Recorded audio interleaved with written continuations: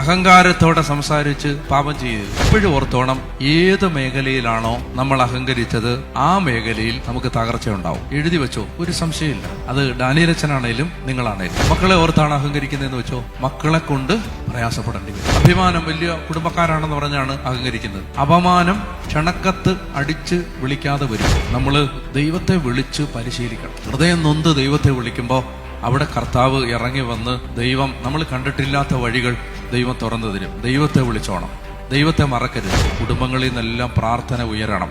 അങ്ങനെയുള്ള കുടുംബങ്ങൾ നശിച്ചു പോകത്തില്ല. ദൈവം കാത്തെങ്കിലേ ഉള്ളൂ, ദൈവം കാത്തെങ്കിലേ ഉള്ളൂ. ഏത് സമയത്ത് എന്ത് സംഭവിക്കാം ആർക്കും. അതുപോലത്തെ ഒരു നാടായിട്ട് ഇത് മാറി. നിങ്ങൾ കാണാത്ത ഒരു ലോകമുണ്ട് സ്കൂളിലൊക്കെ. ചെറിയ കുഞ്ഞുങ്ങൾ പോലും, നിങ്ങൾക്ക് അത് അറിഞ്ഞൂടാ, അതിന്റെ ഗൗരവത്തിൽ നിങ്ങൾ അറിഞ്ഞിട്ടുണ്ടോ? 4ലും 5ലും 6ലും പഠിക്കുന്ന കുട്ടികൾ ഡ്രഗ് ഉപയോഗിക്കുന്നുണ്ട്. ചിന്തിക്കാൻ പറ്റും. ഞാൻ പറയുന്നത്, മനുഷ്യർക്ക് മാനുഷിക ബലഹീനതകളുണ്ട്, എല്ലാവർക്കും ഉണ്ട്. എന്നാൽ ഇത് അതല്ല. ഇത് നമ്മൾ ചിന്തിക്കുന്നതിന് അപ്പുറത്തൊരു ലോകത്തിലേക്ക് ഇവരെല്ലാം പോയി കഴിഞ്ഞു. ദൈവത്തെ വിളിച്ചോണം. അവസാന കാലം അടുത്തുകൊണ്ടിരിക്കുന്നു.